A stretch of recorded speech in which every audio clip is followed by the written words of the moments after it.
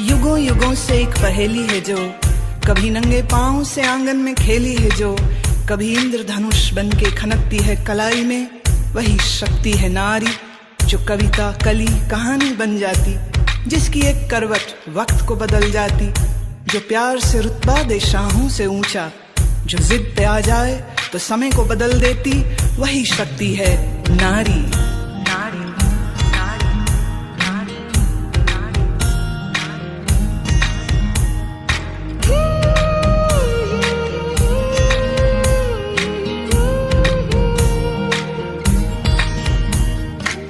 छोटे से नन्हे हाथों में अपनी जैसी ही प्यारी गुड़िया संभाले, छोटे से कच्चे धागे से सारी उम्र का तू रिश्ता बना ले। तुझसे ही है रोशनी, तू ही जीवन तू खुशी, आमुद संभाले। तू धूप में साया बने, तुझसे शुरू दुनिया सारी। तू ही है माँ, तू प्रियतमा, तू ही है बेटी हमारी। कई रूप है तेरे नारी।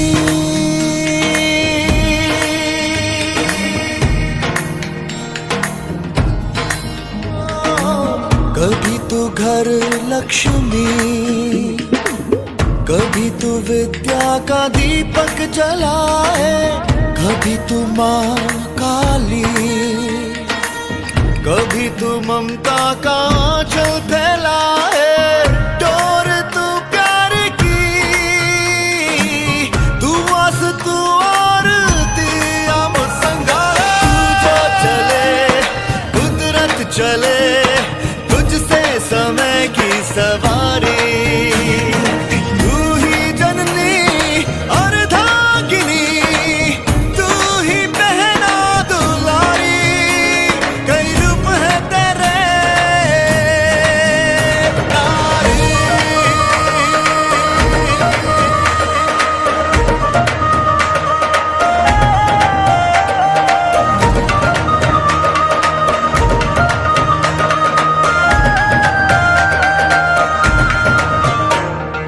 इंटरनेशनल वुमेन डे, अंतर्राष्ट्रीय महिला दिवस को मनाने के लिए यहाँ उपस्थित हुए हैं। तो मैं आप सबका बहुत बहुत स्वागत करती हूँ, स्वागत करती हूँ, स्वागत करती हूँ, और आप सबको इस दिवस की बहुत बहुत मुबारक देती हूँ। हर वर्ष ये दिवस 8 मार्च को पूरे विश्व में मनाया जाता है। तो मैं इसकी थोड़ी सी हिस्ट्री आपको बताना चाहती हूँ कि ये दिवस कब शुरू हुआ और कहाँ शुरू हुआ। तो इसकी परंपरा न्यूयॉर्क सिटी में 1908 में एक महिला मजदूर आंदोलन से शुरू हुई। उस समय उस आंदोलन में 15,000 महिलाओं ने नौकरी के घंटे कम करने के लिए, बेहतर वेतन के लिए और अन्य कई अधिकारों की मांग को लेकर आंदोलन किया। और उस समय उनकी मांगें पूरी की गई और 1 वर्ष के बाद अमेरिकन गवर्नमेंट ने, सोशलिस्ट पार्टी ऑफ अमेरिका ने इस दिन दिवस की मान्यता दी। तो इस दिन विश्व भर में विभिन्न क्षेत्रों से जुड़ी महिलाओं की उपलब्धियों को सराहा जाता है और उनकी प्रशंसा की जाती है और उनके प्रति सम्मान और प्रेम प्रकट किया जाता है। तो इसके साथ ही प्रोग्राम का आरंभ करते हुए मैं अपने मुख्य अतिथि श्रीमती नीरू जैन जी का हार्दिक स्वागत करती हूँ। वेलकम। अब मैं अपने चीफ गेस्ट का थोड़ा सा इंट्रोडक्शन देना चाहूंगी। नीरू जी नायरा रियान PWD सोसाइटी, जो कि एक NGO है, उनके फाउंडर प्रेसिडेंट हैं। नीरू जी महिला थाना के कास्ट पैनल मेंबर भी हैं। इसके साथ साथ वे अन्य कई क्षेत्रों के मेंबर भी हैं, केंद्रों के मेंबर भी हैं जो सामाजिक कार्यों में अपना योगदान देते हैं, जैसे कि सांझ केंद्र, यूनाइटेड क्वीन क्लब के मेंबर भी हैं। नीरू जी रचनात्मक क्षेत्र से भी जुड़े हैं और एक गिफ्ट रैपिड डिजाइनर भी हैं। तो मैं नीरू जी का हार्दिक अभिनंदन करती हूँ, स्वागत करती हूँ और मैं चाहती हूँ कि आप सब तालियों के साथ उनका स्वागत करें। निवेदन करूंगी बहन निर्मल जी से और बहन मधु जी से कि वो हमारे चीफ गेस्ट का और आदरणीय ब्रह्मा कुमारी राजयोगी तृप्ता दीदी जी का फूलों से स्वागत करें और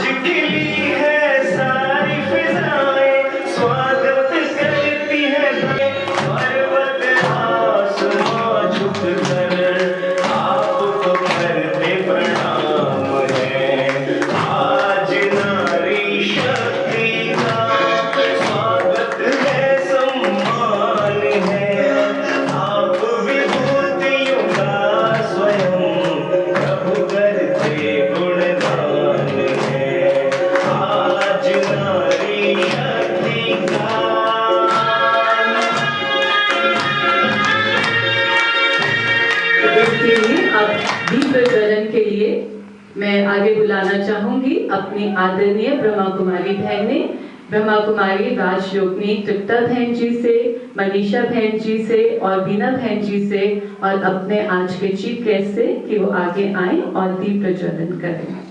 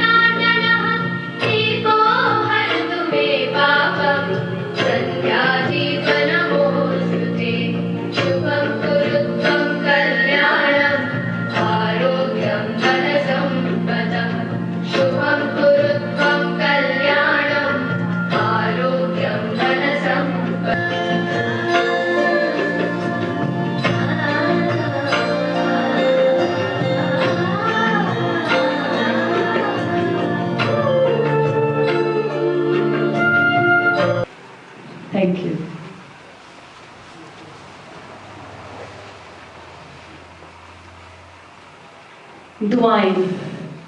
दुआएं हमारे जीवन को भरपूर करती हैं। कहते हैं जिस व्यक्ति के जीवन में भगवान की दुआएं, माँ बाप की दुआएं, भाई बहनों की दुआएं, दोस्तों की दुआएं हैं, वह सदा भरपूर है और ये दुआएं ही उसका भाग्य बनाती हैं। सच्चा मन शुभ संकल्पों द्वारा दूसरों को दुआएं देता है और शुभ कर्मों से हम ये उम्र भर दुआएं कमाते हैं। सबके लिए शुभ संकल्प, शुभ भावनाएं, शुभ कामनाएं हमारा जीवन खुशी से भरपूर कर देती हैं और दूसरों के जीवन को भी खुशी प्रदान करती हैं। तो इसी भाव को व्यक्त करती हुई अब आ रही हैं कुमारी Daisy with dance on song दुआएं, शुभ संकल्पों के मूल।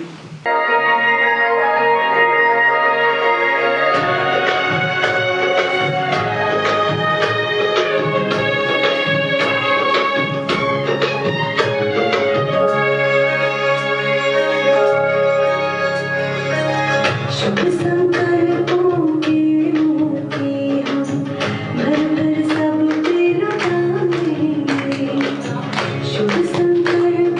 के मोती हम भर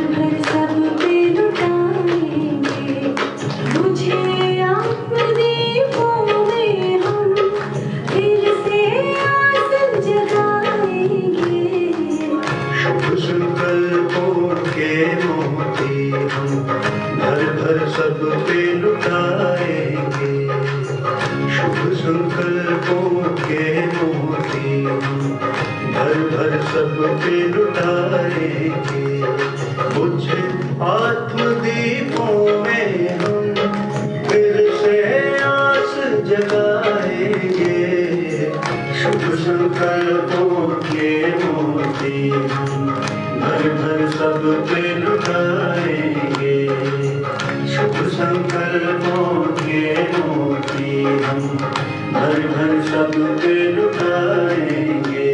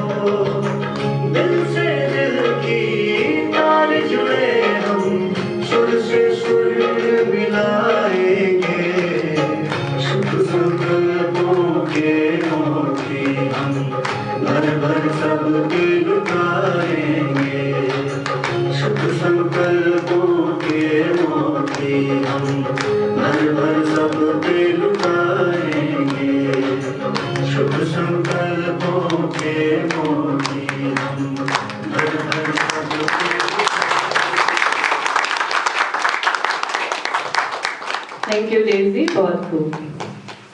अब मैं आप सबको संक्षेप में अपनी संस्था का परिचय देना चाहूंगी। हमारी संस्था का पूरा नाम प्रजापिता ब्रह्मा कुमारी ईश्वरीय विश्वविद्यालय है। 1936 में दादा लेखराज जी ने हैदराबाद सिंध पाकिस्तान में इसका बीजारोपण किया। दादा लेखराज जी की परमात्मा में सच्ची लगन थी, अटूट विश्वास था, और इसी सच्ची लगन और अटूट विश्वास को देखकर परमात्मा शिव ने उन्हें बहुत से दिव्य साक्षात्कार कराए और फिर उन्हें प्रजापिता ब्रह्मा का नाम दिया। प्रजापिता ब्रह्मा, जिनको हम प्यार से ब्रह्मा बाबा कहते हैं, ने हमेशा नारी शक्ति को आगे रखा और संस्था का नेतृत्व नारियों को दिया। 1950 में विभाजन के बाद हमारी संस्था का कार्यालय माउंट आबू राजस्थान में बनाया गया। 18 जनवरी 1969 में ब्रह्मा बाबा के शरीर त्यागने के बाद दादी प्रकाश मणि जी को संस्था का नेतृत्व संभालने के लिए कहा गया और दादी जी के कुशल नेतृत्व में हमारी संस्था के 132 देशों में 9000 से भी अधिक सेवा केंद्र खोले गए। 1981 में यूएन की तरफ से हमें एनजीओ की मान्यता प्राप्त हुई, जो हमारी बहुत बड़ी उपलब्धि है। फिर 1986 में दादी प्रकाश मणि जी को यूनिवर्सल पीस अवार्ड यूएन की तरफ से दिया गया और जिसको याद करके हम आज भी बहुत गर्व महसूस करते हैं। उसके बाद दादी जी के शरीर त्याग करने के बाद संस्था का कार्यभार दादी जानकी जी को, दादी हृदय मोहिनी जी को और दादी रतन मोहिनी जी को सौंपा गया। और यहाँ पर मैं आपको दादी जानकी जी के बारे में बताना चाहूंगी कि दादी जी के माइंड पर अमेरिकन यूनिवर्सिटी ऑफ टेक्सास ने रिसर्च किया और ये पाया कि दादी जी का mind most stable mind of the world है। दादी जी का माइंड किसी भी परिस्थिति में विचलित नहीं होता था। हर समय उनके माइंड से डेल्टा वेव निकलती थी। ऐसी वेव्स जब हम सो जाते हैं रात को और निश्चिंत होते हैं तब निकलती हैं, तो ऐसी वेव्स दादी जी के माइंड से हर समय हर सेकंड निकलती रहती थी। हमारे यहाँ हर व्यवसाय, हर क्षेत्र, हर धर्म, हर जाति से जुड़े लोग आ सकते हैं और उन्हें राज्यों की निःशुल्क विद्या दी जाती है। और इसके लिए हमारे यहाँ 20 विभाग हैं, जैसे एडमिनिस्ट्रेटिव विभाग, मेडिकल विंग, कल्चरल विंग। तो ये सब विभिन्न क्षेत्रों में अपनी सेवाएं प्रदान करते हैं। और हमारे यहाँ 7 दिन का निःशुल्क कोर्स कराया जाता है, राजयोग मेडिटेशन कोर्स कराया जाता है, जिसको सीखकर लाखों लोगों ने अपने जीवन परिवर्तित किया है, जीवन में सच्ची सुख और शांति पाई है। तो इसके साथ मैं बुलाना चाहूंगी आगे कुमारी हर्षिता को, जो आपके समक्ष एक बहुत ही सुंदर पोएम पेश करेंगी। ओम शांति। मेरा नाम हर्षिता है। आज मैं आपको महिला दिवस के ऊपर एक छोटी सी कविता सुनाने जा रही हूँ। जो स्त्री का अपमान करता है वो माँ का अपमान करता है, और जो माँ का अपमान करता है वो भगवान का अपमान करता है, और जो भगवान का अपमान करता है उसका पतन निश्चित है। फूलों जैसी कोमल नारी, कांटों जितनी कठोर नारी, अपने को हिफाजत में सबसे अव्वल नारी, दुखों को दूर कर खुशियों को समेटे नारी। फिर कौन कहता है कि तेरा अस्तित्व क्या है नारी? आज भी उसके हाथ में अपने सारे घर को चलाने की डोर होती है। वो तो दफ्तर भी जाती है और अपने घर परिवार को भी संभालती है। अब हम सब हौसला बने उस नारी का जिसने जुल्म सहकर भी हमारा साथ दिया, हमारी जिम्मेदारी का बोझ भी खुशी से बांट लिया। चाहती तो वो भी कह देती कि मुझसे नहीं होता, उसके ऐसे कहने पर फिर मनुष्य बोझ तले रोते। फूलों जैसी कोमल नारी, कांटों जितनी कठोर नारी। ओम शांति। सभी नारियां अपने लिए एक बार खूब क्लैपिंग करें। कोमल जैसा कठोर नारी। तो अब मैं अपनी संस्था के इस वर्ष के एक प्रोजेक्ट के बारे में आपको जानकारी देना चाहती हूँ। इस वर्ष सारे भारतवर्ष में आजादी की 75वीं वर्षगांठ अमृत महोत्सव के रूप में मनाई जा रही है और इसके तहत भारत सरकार के कई प्रोजेक्ट हैं और हमारी संस्था ने भी इसमें भारत सरकार को सहयोग दिया है और इसका उद्घाटन माननीय श्री नरेंद्र मोदी जी ने खुद ऑनलाइन किया। इस प्रोजेक्ट में हम लोग विभिन्न क्षेत्रों में सेवाएं प्रदान करने वाले हैं। महिलाओं के क्षेत्र में इस प्रोजेक्ट का नाम है महिलाएं नए भारत की ध्वजवाहक, women the flag bearers of India. तो अब मैं मंच पर बुलाना चाहूंगी आदरणीय ब्रह्मा कुमारी राजयोगिनी मनीषा दीदी जी को, जो आपको आकर इस विषय में और जानकारी देंगे। ओम शांति। पहले तो मैं अपने आए हुए मुख्य मेहमान का बहुत बहुत फिर से दिल की गहराइयों से ईश्वर के इस प्रांगण में बहुत स्वागत करती हूँ। तो आज हम सब मना रहे हैं इंटरनेशनल वुमेन डे। तो आप सब भारत की माताओं को सराहने के लिए स्वयं परमात्मा जब इस भारत भू पर आते हैं तो सबसे पहले वे आकर आपको वंदन करते हैं। आपके लिए कहा गया है वंदे मातरम। तो इसी खुशी और इसी नशे में एक बार अपने लिए जोरदार ताली हो जाए कि आप वो भाग्यवान आत्माएं हैं जिनका वंदन स्वयं भगवान करते हैं। कहा जाता है ये वुमेन डे नारियों को सशक्त करने के लिए बनाया गया, उसकी यादगार में बनाया गया। लेकिन हम ऐसा मानते हैं कि आज की नारी को सशक्त करने की जरूरत नहीं है। आज की नारी को ये याद दिलाने की जरूरत नहीं है कि आप कितनी बड़ी शक्ति हैं। आज की नारी को अबला नहीं कहा जा सकता है। जैसे अभी कविता में भी आप सबने सुना, यदि आप चाहें तो आप कठोर से कठोर बन सकते हैं और यदि आप चाहें तो आपसा नरम हृदय भी किसी का नहीं है। तो आज अगर सशक्त करने की या शक्ति को याद दिलाने की जरूरत नहीं है तो जरूरत किस बात की है फिर? अभी आपको बताया गया कि इस वर्ष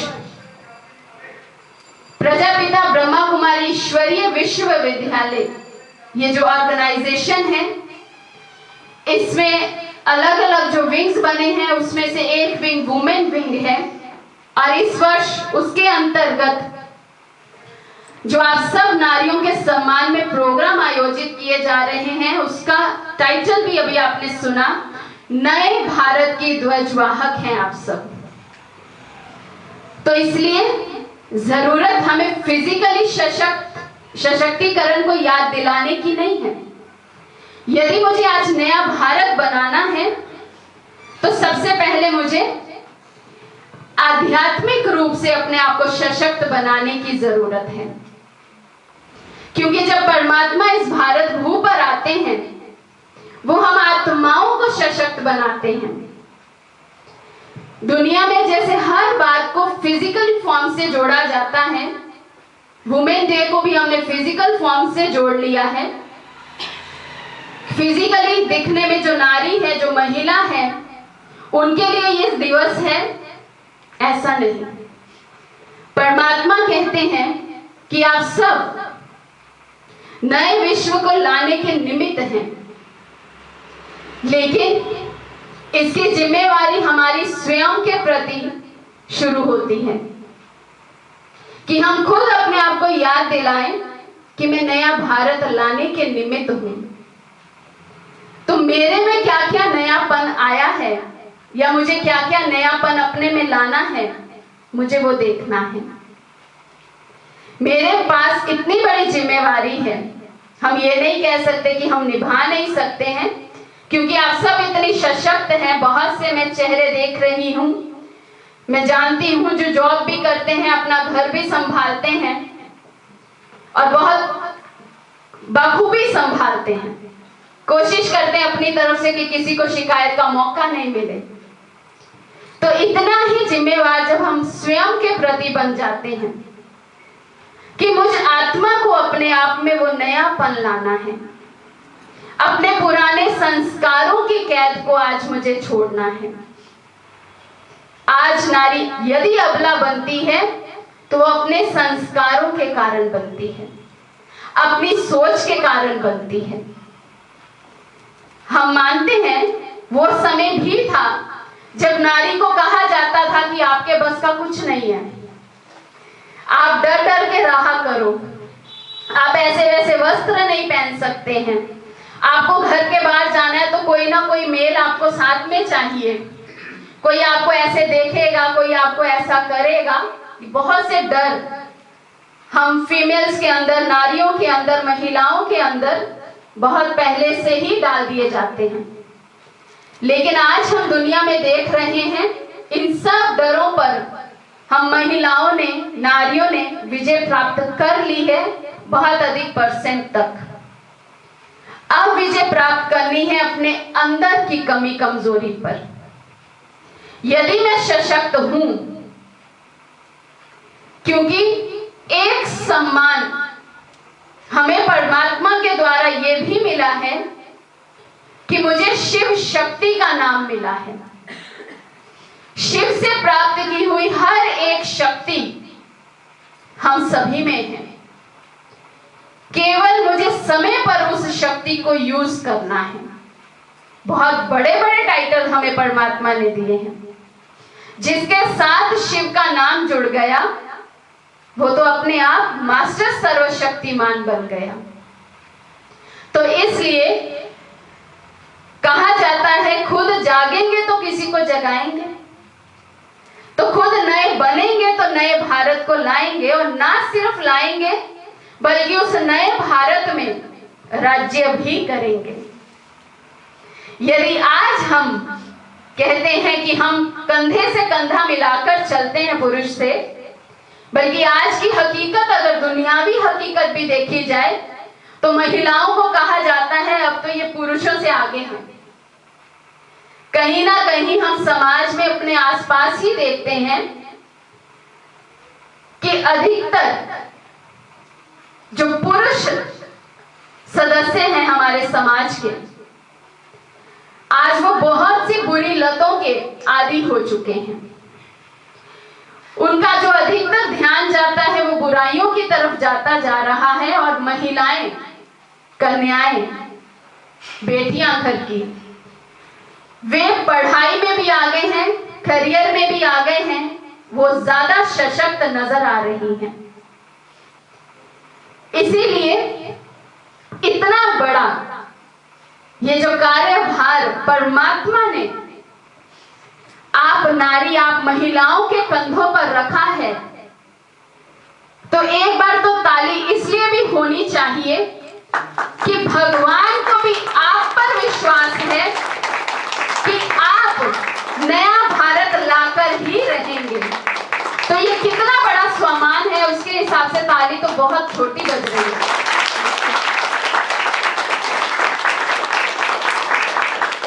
तो जब हम अपनी सोच को बदल लेंगे, जब हम अपने निश्चय और नशे में रहेंगे, क्योंकि हम अगर देह के रूप से भी देखें तो हम जिम्मेवारी उसको सौंपते हैं जिस पर हमें विश्वास हो कि मैंने इसको ये जिम्मेवारी दी है, ये पूरा करेगा इस जिम्मेवारी को।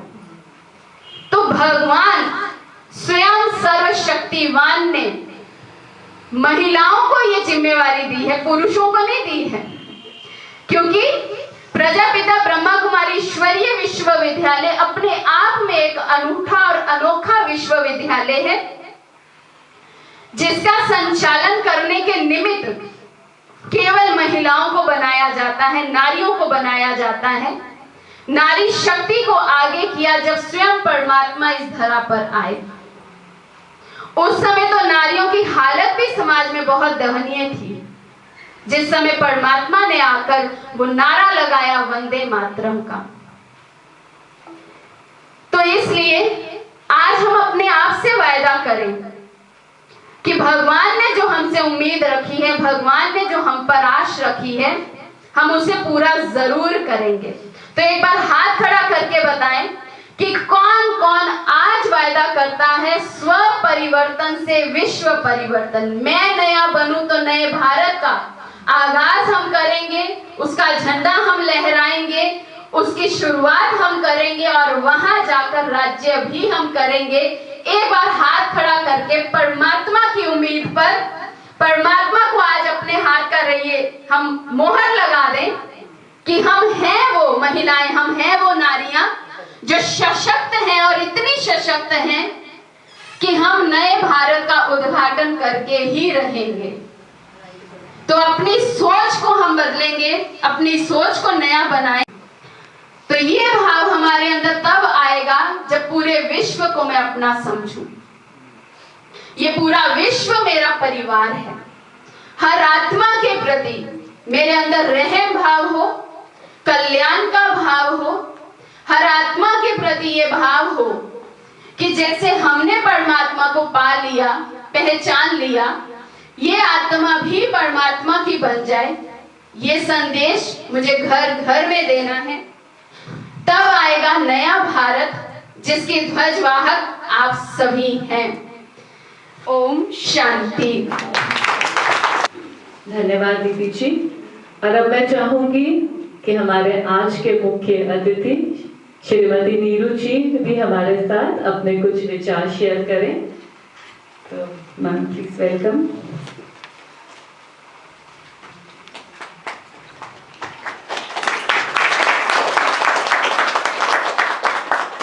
ओम शांति। आज मैं सबसे पहले शुक्रिया अदा करना चाहती हूँ दीदी जी का और बाबा जी का, जिनके आशीर्वाद से मुझे यहाँ आने का सौभाग्य प्राप्त हुआ। Then happy women's day to all of you. हमेशा दीदी जी ने इतना अच्छा बताया है, मैं नतमस्तक हूँ। मैं उसके आगे कुछ रह ही नहीं जाता बताने को। पर मैं आपको फिर भी एक छोटा सा मैसेज देना चाहूँगी एक स्टोरी के माध्यम से। आप जानते हो कि बर्ड किंगडम में क्रो जो होता है ना, वो ईगल की पीठ पर बैठकर उसको नोचता है, खतोसता है, मतलब हर तरीके से तंग करता है उसको। लेकिन ईगल गुस्सा नहीं करती और उसको कुछ भी नहीं कहती, वो बस ऊपर ऊपर ऊपर उड़ते चली जाती है। और एक लेवल ऐसा आता है यहाँ ऑक्सीजन कम हो जाता है और वो क्रो अपने आप गिर जाता है। इससे हमें ये मैसेज मिलता है कि हमको कभी भी अपने पीठ के पीछे बुराई, निंदा, चुगली, लोग कुछ भी कहें, क्या कर रही हो, कहाँ जा रही हो, क्या पहन रही हो, किसी चीज के बारे में ध्यान नहीं करना। आपको बस अपना एक जो गोल है उसको ध्यान में रखते हुए ऊपर ऊपर ऊपर उठते जाना है। और आप देखोगे, आप वहां पहुंच जाओगे कि ये जो क्रो वाले लोग हैं ना, ये एकदम से पीछे हट जाएंगे, ये अपने आप गिर जाएंगे। फिर यही लोग कहेंगे कि ये मेरे रिश्तेदार है, ये मेरी ये लगती है, ये मेरी वो लगती है, फिर ये रिश्तेदारियां निकालेंगे। इसलिए आपको प्रॉमिस करना है कि आपको ईगल ही बनना है ना डेजी और हर्षिता? इनको सुन के मुझे बहुत अच्छा लगा। इन बच्चियों को शुरू से ये पाठ पढ़ाना है कि इनको ईगल ही बनाना है, क्रो की परवाह नहीं करनी। और एक और जब भी आप आश्रम में आते हो तो इसको अस्पताल समझना है। आप सोचोगे वो क्यों भाई? हम हॉस्पिटल जाते हैं शरीर से ठीक होने, है ना? तो आश्रम से आते हैं हम अंदर से ठीक होने, और होते भी हैं। हमें पैसे से अमीर नहीं बनना, हमें दिमाग से अमीर बनना है और एक प्रॉमिस करना है कि हम आज हैं कल नहीं हैं। तो हमें अपना बेस्ट अपने परिवार को और अपने समाज को देके जाना है। शुक्रिया। ओम शांति।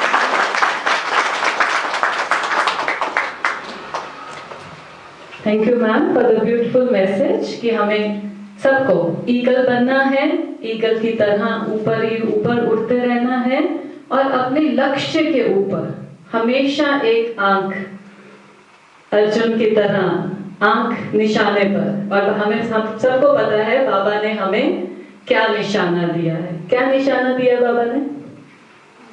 कोई निशाना नहीं है, तो फिर उड़ोगे कैसे ईगल की तरह? लक्ष्मी नारायण बनना है। और लक्ष्मी नारायण बनने से पहले क्या बनना है? ब्राह्मण तो हम हैं, उसके बाद क्या बनना है? हमने फरिश्ता बनना है, हल्के रहना है, खुश रहना। इसके साथ ही हमने आज आपके लिए एक एंटरटेनमेंट के लिए आपके लिए गेम का भी ऑर्गेनाइज की है। तो इसके लिए मैं बुलाना चाहूँ सेंटर पे उपस्थित सभी महिलाओं को हम पुरुषों की तरफ से भी आज के दिवस की बहुत बहुत शुभकामनाएं।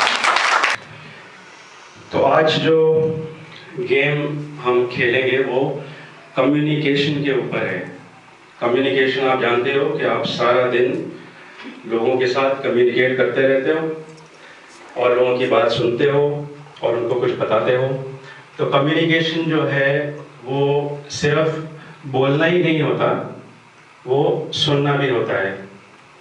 तो ईश्वर ने हमें 2 कान दिए हैं और 1 मुंह दिया है, तो हमें डबल चीज़ें सुननी है और कम बोलना है। बाबा भी कहते हैं कि हमें व्यर्थ का बोलना नहीं, ज़्यादा बोलना नहीं। तो कम्युनिकेशन आप सब जानते हो, लेकिन मैं फिर से थोड़ा सा रिवाइज कर लेते हैं कि कम्युनिकेशन जैसे एक वर्बल कम्युनिकेशन है, एक रिटन कम्युनिकेशन है और एक नॉन वर्बल कम्युनिकेशन है। वर्बल मतलब जब हम बोलते हैं, रिटन मतलब हम किसी को लिख के कुछ संदेश देते हैं, और नॉन वर्बल कि जब हम इशारों से किसी के साथ बात करते हैं। तो हमें ये चीज़ बहुत ध्यान रखना चाहिए कि दिन में हम क्या बोलते हैं, किन शब्दों का इस्तेमाल करते हैं, ये सब चीज़ें बहुत ही ज़रूरी हैं।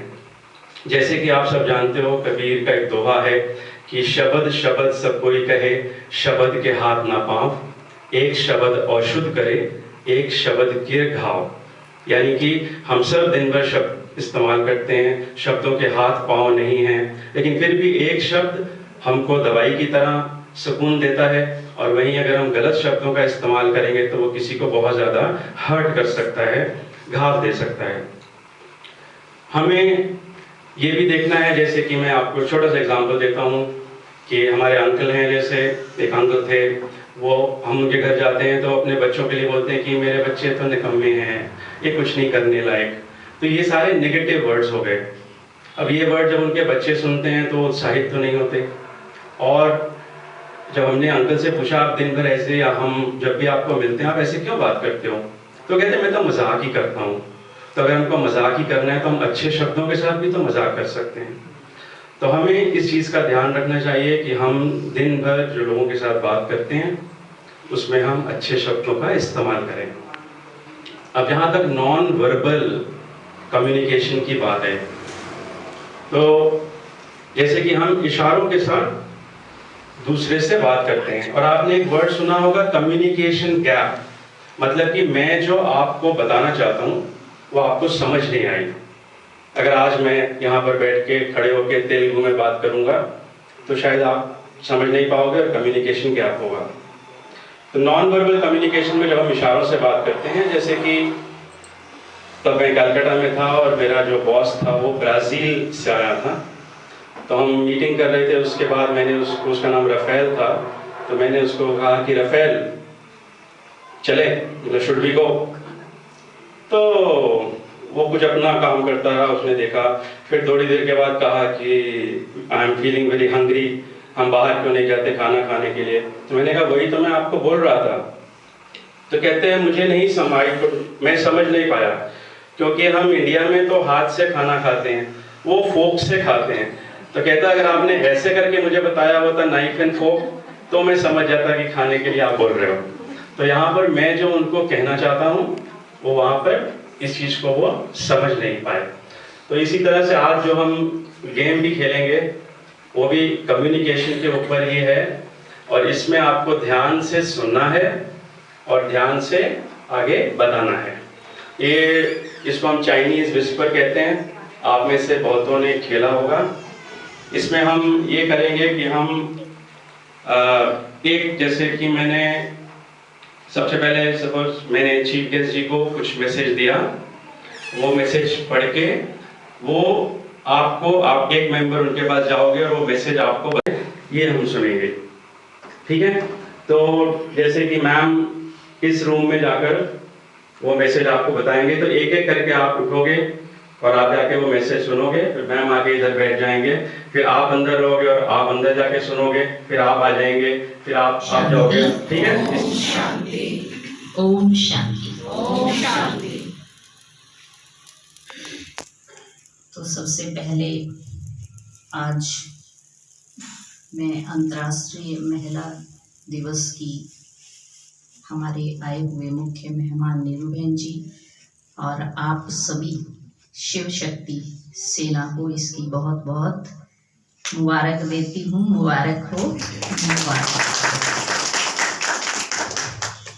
तो आज सभी शिव शक्तियाँ आई है अपना ही दिवस मनाने के लिए। तो बाबा ने तो हम सभी को क्या बनाया? बाबा ने तो हमें इस देह भान से ही परे कर दिया कि हमें अपने आप को क्या समझना है? आत्मा समझना है। देह रूप से ही हम कमजोर बनते हैं। जब शारीरिक भान हम आत्माओं के अंदर आया तो ही हमारे अंदर किस बात की फीलिंग आई? स्त्री पुरुष इस देह भान की फीलिंग आई। और ये शरीर क्या है? मिट्टी है। ये हम सब जानते हैं, 5 तत्वों का मिला हुआ है। तो मिट्टी हमें क्या बना देती है? मैला बना देती है। तो हमारी गिरावट का कारण भी यही है कि आज जो हम मैले हो गए, हमारे अंदर ऐसी हीन भावनाएं आ गई जिस कारण से हम अपनी शक्तियों को भूल गए। तो सबसे मुख्य बात जो है कि नारी का उत्थान करने परमात्मा को स्वयं इस सृष्टि पर आना पड़ा। तो सन 1936 में जब इस संस्था की स्थापना हुई सिंध हैदराबाद में, तो सन 36 में हमारा जो देश था, दुनिया थी, पुरुष प्रधान देश था। किसी भी फील्ड में नारियों को कोई स्थान नहीं दिया जाता था, पढ़ाया भी नहीं जाता था और घर के बाहर जाना भी उनका नहीं होता था। पर्दे के अंदर ही उनको रखा जाता था। तो जब परमात्मा आए, ब्रह्मा बाबा के अंदर शिव बाबा की प्रवेशता हुई 1936 में, तो उस समय शिव निराकार परमात्मा ने किसके द्वारा शुरू की ये संस्था? उसमें मुख्य कौन थी आने वाली? मातें बहनें ही थी, नारियां ही थी। तो जिसका सिंध में बहुत ज्यादा विरोध हुआ जब उस सत्संग में मातें बहनें आने लगी और वो जो है आकर के अपने आप को, अपना जीवन ऊंच बनाने के लिए वहां पे आती थी, सत्संग करती थी, परमात्मा को याद करती थी और बुराइयां अपनी भी छोड़ती थी और दूसरों को भी प्रेरणा देती थी। तो लोगों को ये बात अच्छी नहीं लगी। तो बहुत बहुत ज़्यादा विरोध हुआ, बहुत ज़्यादा दंगे हुए, बहुत कुछ हुआ। इतना उन लोगों ने सहन किया। हम सभी ने तो, जो हमारी पुरानी दादियाँ हैं उस टाइम की, हम सभी ने तो सन्मुख उनकी सारी बातें सुनी हुई है कि कैसे उन्होंने अपने ही वो परिवार वाले, अपने ही वो माँ बाप कितना उनको मारते थे, भूखे प्यासे रखते थे, बहुत कुछ करते थे हर रोज कि आपको वहाँ सत्संग में नहीं जाना है। लेकिन उन्होंने जो परमात्मा से वो प्यार पाया, परमात्मा से वो शक्ति पाई, परमात्मा ने उनके अंदर की उन शक्तियों को जगाया, जब उनको समृद्धि दिलाई कि आप साधारण महिला नहीं हो, आप तो इस विश्व का परिवर्तन करने वाली हो, आप दुनिया को स्वर्ग बनाने वाली हो। तो सच में ही उनके अंदर ऐसी शक्तियां जागृत हो गई जो कभी घर के बाहर ही नहीं निकली थी, उन्होंने ये बीड़ा उठा लिया कि हम तो इस दुनिया को स्वर्ग बना के ही छोड़ेंगे। और उस समय वो इतने बहुत उसमें ऐसे छोटे छोटे बच्चे भी थे जिनकी बहुत छोटी उम्र थी। उस उम्र में तो बच्चों को होश भी नहीं होता कि हम दुनिया को स्वर्ग बनाएंगी या क्या करेंगी, ऐसा जीवन जिएंगी। तो ये इसका अनुभव ही नहीं होता, पता ही नहीं होता। तो इस उम्र में भी, छोटी सी उम्र में भी उन छोटे छोटे बच्चों के अंदर इतनी शक्ति आ गई, इतनी जागृति आ गई अंदर से कि मुझे ही इस दुनिया को स्वर्ग बनाना है, मेरे द्वारा ही परमात्मा इस दुनिया का परिवर्तन करेंगे। तो अगर वो आत्माएं उस समय सहन नहीं करती, ऐसे संकल्प नहीं लेती, तो आज जो हम इतना विस्तार देख रहे हैं, जो भी आज पूरे विश्व में ये संस्था काम कर रही है और आप सभी यहाँ बैठे हैं, हम सभी यहाँ बैठे हैं, तो आप हम सभी नहीं होते। तो कहाँ से वो शक्तियाँ आई और कैसे हमारी वो शक्तियाँ जागृत हो जाती हैं? तो परमात्मा ने जो हमारे अंदर बहुत बड़ी शक्ति, संकल्प शक्ति, जब वो जागृत हो गई हमारे अंदर से, तो फिर हम साधारण नहीं रह जाती। तो हमें कभी भी अपने आप को साधारण नहीं समझना है, मैं स्त्री हूँ, कमज़ोर हूँ, ये हूँ। तो परमात्मा ने हमें जो है ऐसे संकल्प दिए कि जैसा आप संकल्प देंगे अपने आप को, जैसे आप विचार अपने आप को देंगे, आपके अंदर वैसी शक्तियाँ काम करेगी, वही ऊर्जा काम करेगी। अगर आप कमज़ोर संकल्प अपने आप को देंगे तो आप कमज़ोर बन जाएंगे। अगर आप अपने आप को ऊंच संकल्प देंगे तो फिर क्या बन जाएगी? वो नारी शिव शक्ति बन जाएगी। वो नारी नहीं रहेगी, लेकिन वो दुर्गा बन जाएगी, वो सरस्वती बन जाएगी, वो विश्व कल्याणी बन जाएगी, वो शीतला माता बन जाएगी। तो हम सबका ही ये स्वरूप है। जब हमारे अंदर ऐसी दृढ़ता, ऐसे संकल्प जागृत हो जाते हैं तो हम साधारण नहीं रह जाते और वही शक्तियाँ हमारे अंदर फिर काम करने लगती हैं। तो इसकी एक कहानी हम सुनते भी हैं बहुत ही ध्यान से। दुनिया में जैसे दिखाया गया है, कहानी बताई जाती है कि उनके पीछे जो है भैरव राक्षस जब उनका पीछा करता है तो भाग जाती है, वो भाग जाती है और कहाँ छिप जाती है? गुफा में चली जाती है। उसके बाद फिर क्या होता है? वो कुछ टाइम वहाँ रहती है, उसके बाद फिर वही बाहर निकलती है और फिर क्या करती है? जिस राक्षस से डर के वो भाग गई थी, उसके बाद फिर वही दुर्गा उस राक्षस को मार देती। तो इसका क्या मतलब है कि जब हम अपने आप को जैसा सोचेंगे, जैसे संकल्प करेंगे, तो फिर हम कमज़ोर बन जाएंगे।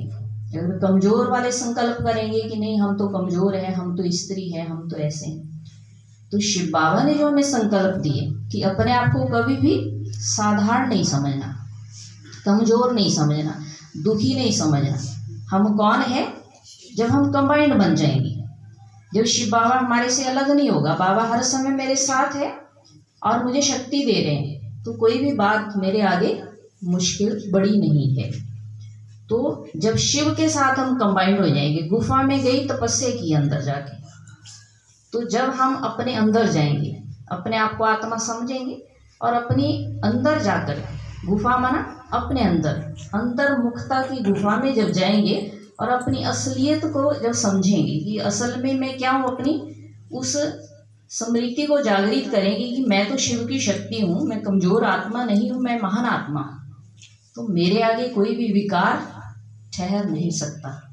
तो वो शक्तियों को जब अंदर से हम जगाएंगे, तपस्या के द्वारा अंदर गई और तपस्या की उन्होंने, तो जब हम तपस्या करेंगे तो शक्तियाँ जागृत होगी हमारे अंदर से, ऐसे नहीं जागृत होगी। तपस्या करनी पड़ेगी उसके लिए, किसकी?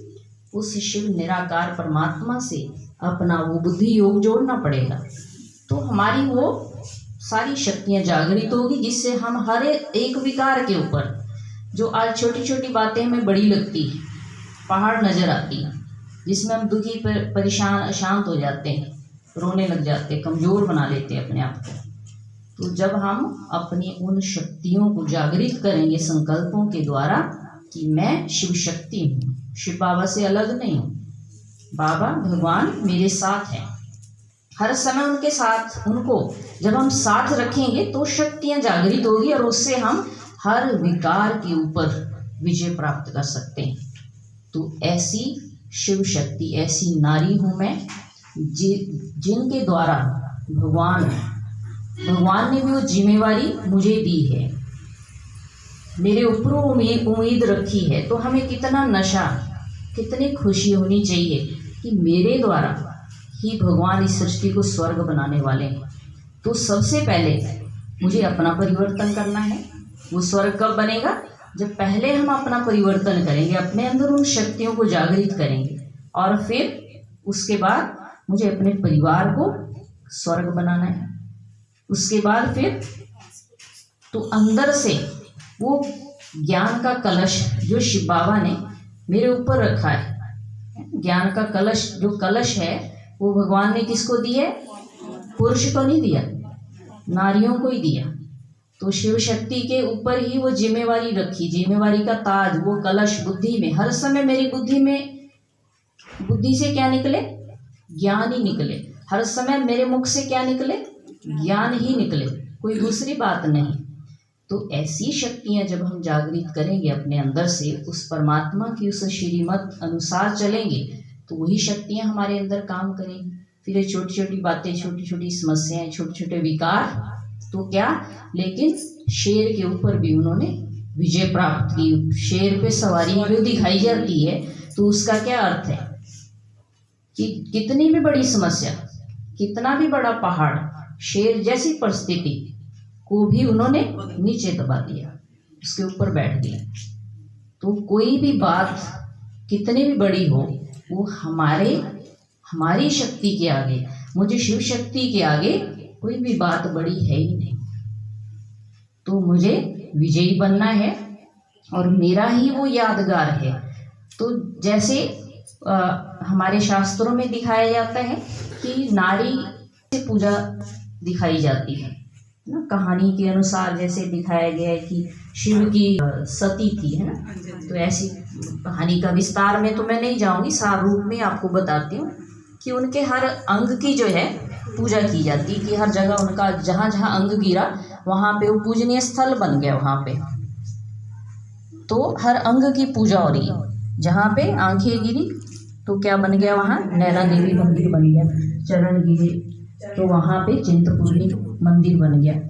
तो इसका क्या अर्थ है कि वो शक्ति जब परमात्मा आए इस सृष्टि पे, और परमात्मा ने उन नारियों को चुना कि आपके द्वारा मुझे इस दुनिया को स्वर्ग बनाना है, तो उस नारी ने अपने आप को क्या किया? पूरा समर्पित कर दिया परमात्मा के ऊपर, सती हो गई उनके ऊपर, माना तन मन धन हर तरह से वो पूरी फिदा हो गई उनके ऊपर, उनकी बन गई सती, माना उनकी बन गई पूरी। और फिर हर अंग से क्या किया?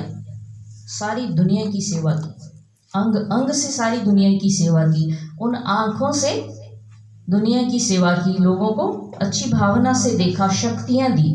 क्योंकि जैसे बाबा कहते हैं ना कि हमारे अंदर से जब हम योग लगाते हैं, है ना, तो हमारे अंदर से ऊर्जा निकलती है, शक्तियाँ निकलती है, ऑरा बनता है, किरणें निकलती है। तो वो ऊर्जा जो है कहाँ से निकलती है? वो चाहे हम नेगेटिव है चाहे पॉजिटिव है, तो जैसी सोच हमारी होगी वैसी ऊर्जा हमारे अंदर से निकलेगी। तो वो निकलती आँखों से, जिसको हम कहते हैं नज़र लग गई, फलाने की नज़र लग गई, बुरी दृष्टि पड़ गई, है ना। और दूसरा जो है, जैसे वरदान देते हम हाथों से देते हैं, तो वो हाथों से शक्ति निकलती है। तीसरा, हमारे चरणों से वो ऊर्जा निकलती है। तो इस तरह से जो है, जो उस आत्मा ने, जिस आत्मा ने हर तरह से अपना अंग अंग उस परमात्मा के कार्य में, सेवा में लगा दिया, हर अंग से सेवा की, उनके हर अंग की पूजा की जा रही है। तो कहानी कोई ऐसी नहीं है कि वो अंग अंग गिर गया तो वहाँ पूजा हो गई, लेकिन इसका भाव अर्थ, आध्यात्मिक अर्थ है। जैसे आप सभी ने गेम खेली, तो उस गेम में क्या हुआ? एक बात थी, उससे क्या बन गया? बात का बतंगड़ जिसको कहते हैं, है ना। तो परमात्मा हमें जो ज्ञान सुनाते हैं, तो परमात्मा ने तो हमें कैसा ज्ञान सुनाया? शुद्ध ज्ञान सुनाया, वो शक्तिशाली ज्ञान सुनाया। लेकिन जब वो आगे आगे चलता गया, जो हमारे शास्त्र बने वो कैसे बने? किसी एक ने तो बनाए नहीं। वो कथाएं कहानियाँ जो बनी किसी एक ने तो बनाई नहीं, वो चलती गई आगे आगे आगे कि उनका विस्तार होता गया उन कहानियों का, और उससे जो है विस्तार से क्या हो गया, जो सार था वो खत्म हो गया, बात का कुछ से कुछ बन गया। तो वास्तव में जो आध्यात्मिक कहानियां हैं वो ऐसे नहीं जिन जैसे आज हम समझते हैं उनको, कि ऐसे वो सती हो गई, शरीर उन्होंने उनके ऊपर वो जला दिया, भस्म कर दिया, और फिर शिव जी ने उठा के उसको सारे चारों तरफ दुनिया में घुमाया और जगह जगह उसके अंग गिर गए। तो ये इसका मतलब नहीं है। इसका भावार्थ ये है कि परमात्मा जब सृष्टि पर आते हैं तो लोगों ने तो नारियों को कहा कि नारी नर्क का द्वार है। हमारे कितने बड़े बड़े ऐसे ऋषि मुनि हुए हैं जिन्होंने नारियों को बहुत बुरे बुरे शब्द कहे। लिखा हुआ शास्त्रों में नारी नर्क का द्वार है, और नारी नागिन है, बहुत कुछ ऐसे शब्द हैं। तो लेकिन जब परमात्मा सृष्टि पर आते हैं तो भगवान ने कहा इन नारियों के द्वारा ही मुझे क्या करना है, इस दुनिया को स्वर्ग बनाना, और यही बना सकती है। तो इसलिए ज्ञान का जो कलश है वो परमात्मा ने हमारे ऊपर ही रखा। तो हमें कितना नशा, कितना नाज, कितनी खुशी होनी चाहिए कि मैं वो शिव की शक्ति हूँ, मैं अकेली नहीं हूँ, मैं कमज़ोर नहीं हूँ, वो सर्वशक्तिवान मेरे साथ है। तो इसलिए जो है परमात्मा ने इस संस्था का नाम भी जो रखा गया प्रजापिता ब्रह्मा कुमारी, ब्रह्मा कुमार ने ब्रह्मा कुमारी ईश्वरीय विश्वविद्यालय। तो पूरे विश्व में एक ही ऐसी संस्था है जिसमें नारियों को भी स्थान दिया गया आगे, और पहली संस्था थी ये जिसका पूरी दुनिया ने बहुत विरोध किया। लेकिन धीरे धीरे फिर जैसे जैसे लोगों के अंदर जागृति आती गई तो फिर वो सम्मान मिलने लगा नारियों को। तो पुराने ज़माने में हम सभी लोग टीवी में ही आप सब देखते हैं कैसी कैसी मतलब उनकी दुर्दशा की जाती थी, कैसे कैसी ऐसी लोगों के अंदर ऐसी भावना थी, ऐसी नारियों के अंदर इस तरह की सोच थी लोगों की। लेकिन आज तो बहुत परिवर्तन हुआ है। तो भगवान ने जो जिम्मेवारी हमें दी कि हमें क्या करना है, इस दुनिया को स्वर्ग बनाना है, तो हम सबकी ये जिम्मेवारी है। तो हम सभी उस परमात्मा की उस कार्य में मददगार हैं, और ये स्मृति सदा ही हमें रहे, सदा ही ये स्मृति रहे कि भगवान ने मुझे चुना है, और किस लिए चुना है, इस सृष्टि को स्वर्ग बनाने में मुझे चुना है। तो मेरा बहुत बड़ा रोल है इस सृष्टि पर, इस दुनिया को अच्छा बनाने में, अपने घर को स्वर्ग बनाने में, इस पूरे विश्व को स्वर्ग बनाने में। तो मैं साधारण नहीं हूँ, लेकिन मैं तो उस शिव की शक्ति हूँ। तो इसी के साथ मैं आपका ज़्यादा समय नहीं लेती हूँ, अपनी वाणी को विराम देती हूँ। ओम शांति, ओम शांति, ओम शांति। धन्यवाद दीदी जी आपके इन अनमोल मोतियों के लिए। जैसे कि दीदी जी आपको बता रहे थे कि हम बाबा ने हमें समझाया है कि हम आत्माएं हैं। तो इस पर मुझे एक किस्सा याद आया जो कि मैंने अभी रिसेंटली दादी जानकी जी की बुक में पढ़ा था। तो उसमें बताया था कि ब्रह्मा बाबा हमेशा दादी जी को जानकी नहीं कहते थे, जनक कहते थे, और साथ में कहते थे जनक बेटा, ये मेरा जनक बेटा है। क्यों कहते थे? क्योंकि बाबा उनको इस स्त्री के भाव से ऊपर उठाना चाहते थे। और फिर शिव बाबा हमें बताते हैं कि आत्मा रूप में हम कौन हैं? कौन है हम आत्मा रूप में? भाई भाई है ना। तो बाबा इसीलिए हमारे को स्त्री और पुरुष के भेदभाव से ऊपर उठाना चाहते हैं। तो इनको सम्मानित करें।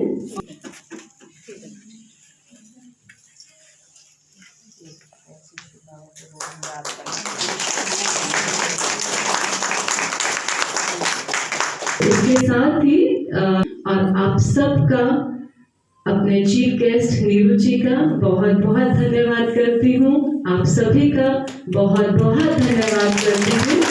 इस नारी सशक्तिकरण के दिन आप यहाँ आए और अब आप हमारी यही मनोकामनाएं हैं, शुभकामनाएं हैं आपके साथ कि आप अपनी इस स्वमान को याद रखें, शिव शक्ति के स्वमान को याद रखें, शिव शक्तियाँ बनकर रहें, ताकि आपको स्वयं पर गर्व हो और परमात्मा शिव को हम पर गर्व हो। ओम शांति, ओम शांति, ओम शांति।